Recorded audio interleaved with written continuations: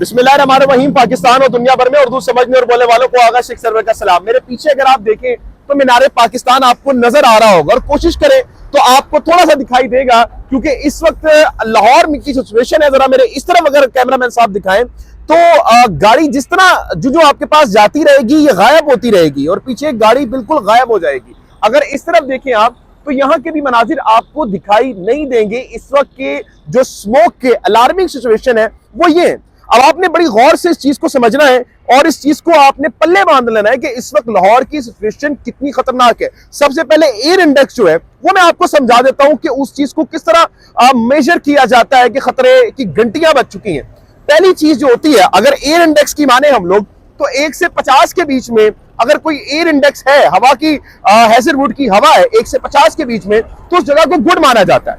वही दूसरी तरफ 91 से 100 के दरमियान अगर कोई हवा जाती है तो उसको नॉट गुड में कंसीडर किया जाता है। मतलब कि जो सेंसिटिव बच्चे होते हैं, वो सेंसिटिव बच्चे जो दमे के मरीज होते हैं, बुजुर्ग होते हैं, वो जुरे वाला दरअसल उनके लिए एक ये कह दिया जाता है कि भाई आप वहां पर मत रहे, ये उनके लिए अनहेल्दी हवा है। लेकिन अगर यही हवा 100 से 150 के दरमियान चली जाए तो इसको अनहेल्दी डिक्लेयर कर दिया जाता है जो बाकी वहां पर रहने वाले लोग होते हैं और उनको कहा जाता है कि आप अपने आप को कवर करें, ये हवा आपके लिए अच्छी नहीं है। लेकिन अगर ये हवा 200 से 300 के दरमियान पहुंच जाए, हैजरवुड हवा जो है इसकी जो एयर इंडेक्स है वो 100 और 200 से 300 के दरमियान पहुंच जाए तो उसको कहा जाता है ये अलार्मिंग सिचुएशन है और इस वक्त लॉकडाउन लगा दिया जाए और हर तरह से चीजें बंद कर दी जाए, अपने आप को सिक्योर किया जाए, क्योंकि ये अनहेल्दी है। अब आगे मुझे मेजर करने की जरूरत नहीं है,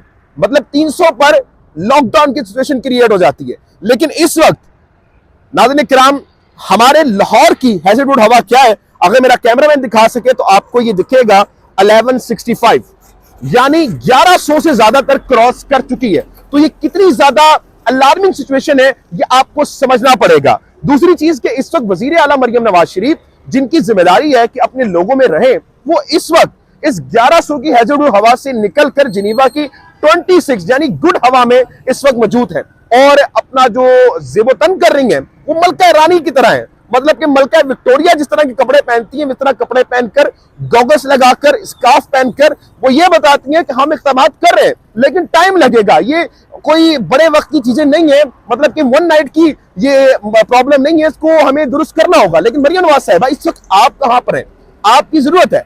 दूसरी तरफ एनवायरमेंटल प्रोग्राम की जो वजीर है, वजीर आला मरियम औरंगजेब, वो भी इस वक्त मुल्क में नहीं है और वो कहां पर है, वो मरियम नवाज के बैक उठा रही है। जहां पर मुझे भी हवा जो इस वक्त आ रही है वो लेने में दुश्वारी महसूस हो रही है, क्योंकि यहां पर इतनी बदतरीन सिचुएशन है लाहौर की खास तौर पे, और लाहौर की सिचुएशन इस वक्त अलार्मिंग सिचुएशन कर देनी चाहिए, लॉकडाउन कर देना चाहिए। देखिए ये वो शहर है जिसको बागात का शहर कहा जाता था। इस शहर को कहा जाता था कि अगर आपकी तबीयत कहीं पे खराब है पूरे पाकिस्तान में तो डॉक्टर्स कहते थे आप लाहौर में आ जाएं, लाहौर की हवा इतनी साफ और शफाफ है कि आप इस हवा और पानी को अगर इस्तेमाल करेंगे तो आप ठीक हो जाएंगे। मतलब हकीमाना ये शहर माना जाता था, जिसकी ये हालत हो गई है। और इसकी एक सबसे बड़ी वजह हम और आप लोग हैं, क्योंकि हमने एक सियासी जमात को इसलिए वोट दिए क्योंकि उन्होंने रोड, पुल और मेगा प्रोजेक्ट्स बनाए और इसके चलते उन्होंने दरख्त काटे। दरख्त काटने के साथ उन्होंने वो प्रोजेक्ट्स बनाए जिसके अंदर मेट्रोज आती हैं, जिसके अंदर ऑरेंज लाइंस आती हैं, जिसके अंदर आबी आलूदगी हुई और हमने उसको सराहा और हमने इसी में वोट देना शुरू कर दिया, जिसकी सबसे बड़ी वजह दरख्त काटना भी है। लेकिन इसका अल्टरनेटिव नहीं देखा गया। मियां मोहम्मद शहबाज शरीफ जब वजीर आला थे तब उनको ये चीज का बताया गया कि सर आगे जाकर ये मसला हो सकता है, लेकिन उन्होंने बड़ी जबरदस्त बात की कि मैं उस पर इतना पैसा खर्च क्यों करूं जिसका आवाम को मैं दिखाई नहीं सकता। मतलब मरियम नवाज शरीफ की अगर आज हम बात करें तो आज उनके जो पोस्टर्स हैं वो हुजूर वाला आप देखेंगे कब्रिस्तान तक में लग चुके हैं, लेकिन वो ऐसे कोई इकदाम नहीं है जो अवाम के लिए लाइफ टाइम के लिए सिक्योर की जाए। ये क्यों होता है जरा मैं आपको बता दूं। सबसे पहली वजह जो उसकी बनाई जाती है आपको अगर मैं दिखाऊं, सनती अखराजात। सबसे पहले इसकी आप समझ लें कि कारखाने, फैक्ट्रियां, उनकी जो गैसेज होती हैं उनका कोई मुतबादिल नहीं होता, जिसकी वजह से ये हवा फैलती है।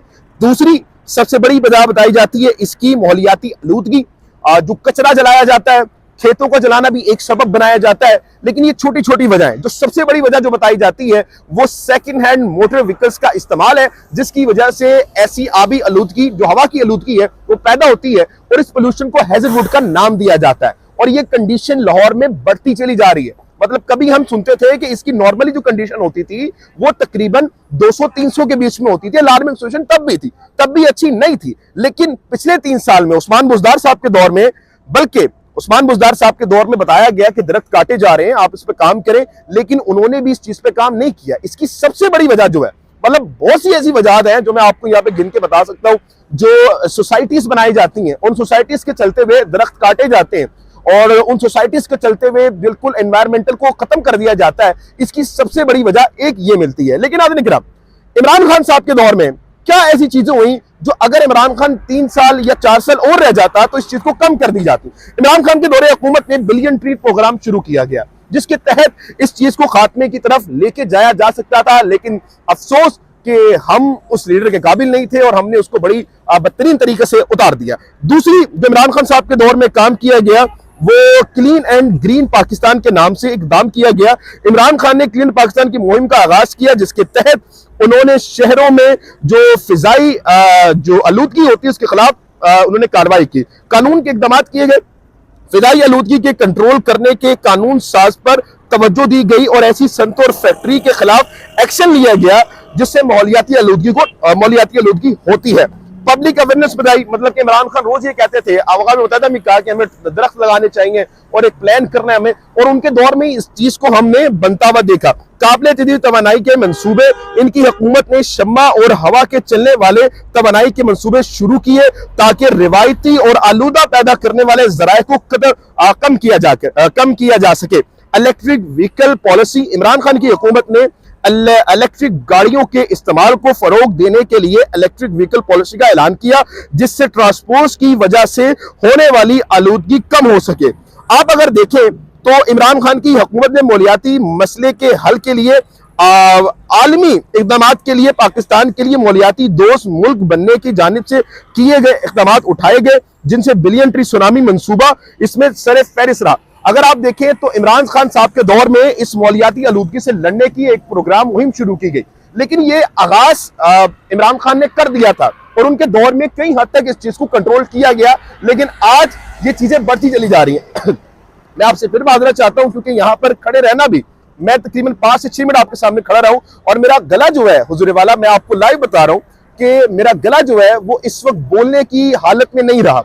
मतलब कि मेरे हवा इसकी महसूस हो रही है और इसकी हवा जो आ रही है वो इस वक्त मुझे ऐसा लग रहा है कि मेरा गला इस वक्त पकड़ लिया है इस हवा ने। बहरहाल इमरान खान ने क्लीन एंड ग्रीन पाकिस्तान के नाम से एक मुहिम का आगाज किया, जिसके तहत कई दरख्त उन्होंने लगाए और दरख्त के लगाने के बाद उन्होंने शजराकारी में भी ये फायदा दिया। अब ये सारी चीजें थी जो इमरान खान साहब के दौरे हुकूमत में हो रही थी, लेकिन आज इस चीज को रद्द कर दिया गया है, क्योंकि हमारी जो तरजीहात है वो इधर से निकलकर एक ऐसी जगह पर चली गई हैं जो हम लोग नहीं चाहते हो। मतलब हम इन तरजीहात से निकलकर तंदूर के पास चले गए हैं, और वही तंदूर की मलका इस वक्त अगर आप देखें तो इस वक्त पंजाब में ही नहीं है, वो इस वक्त एक ऐसी जगह पे है जिसकी एयर इंडेक्स 26% है, यानी गुड से भी ज्यादा गुड, वो इस वक्त वहां पर है। लेकिन हमारे जो मासूम बच्चे हैं वो इस वक्त ऐसी हवा में रह रहे हैं जो 1000 से ज्यादा क्रॉस कर गई है। मतलब अभी मैं जिस जगह पे मौजूद हूं इसकी एयर इंडेक्स के मुताबिक तकरीबन भी ये 1100 से क्रॉस कर चुकी है, 1126 तकरीबन पहुंच चुकी है।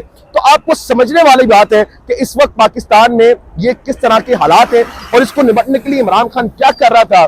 तो आपको ये चीजें निपटने के लिए क्या करना होगा, इस पूरी चीज को हमने कहा आपको समझाते हैं लाहौर में आके, और लाहौर में आके बताते हैं आपको कि इस वक्त किस तरह का माहौल है। आखिरी बार में आपको जरा अपने प्यारे लाहौर को जरा मीनार पाकिस्तान को जूम करें जरा, और मीनार पाकिस्तान दिखाएं, फिर उस शहर को दिखाएं जो बागात का शहर था, जो जंगलात का शहर माना जाता था, जो हकीमों का शहर माना जाता था। मतलब आप इस ट्रक को अगर देखेंगे तो इसको जरा कैमरामैन रिकॉर्ड करता रहे, जैसी जो ये आगे जाता रहेगा वैसे ये गायब होता जाएगा। अगर आप देखें तो जैसे ये चलता जाएगा ये एक तरफ गायब होता चला जाएगा और फिर उसके बाद इसका निशान भी नहीं रहेगा। मैं दूर से अगर आप देखेंगे तो बिल्कुल से इसका नामो निशान खत्म हो जाएगा। अगर आप देखेंगे बिल्कुल चलता जा रहा है और थोड़ी दूर जाएगा, अब ये धुंधला हो गया थोड़ा सा, अब थोड़ा और आगे जाएगा। जरा कैमरामैन जूम कर दे इस चीज को कि वो ट्रक जो हमने आपको दिखाया था, जो थोड़ी देर में हमें नुमाया तौर पे दिख रहा था, अब वो मुकम्मल तौर पर गायब हो चुका है।